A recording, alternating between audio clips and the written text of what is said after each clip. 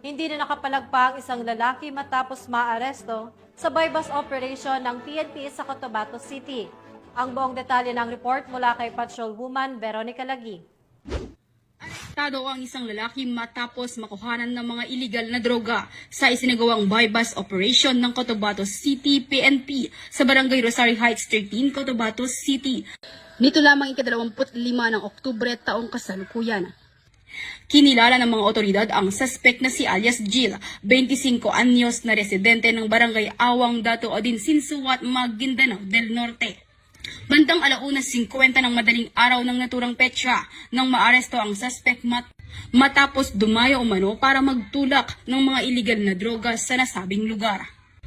Nakumpiskahan ng mga operatiba ang suspect ng 3 maliliit na plastic sachet na naglalaman ng suspected shabu na may bigat na 0.08 gramo na nagkakahalagang 544 pesos.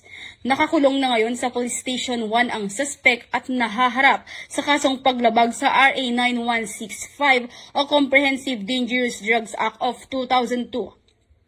Muling tiniyak ng Cotabato City PNP ang patuloy na pagsisikap para sa kaligtasan ng publiko, kalakip ng suporta sa adhikain ng bagong PNP para sa bagong Pilipinas, serbisyong mabilis, tapat at nararamdaman.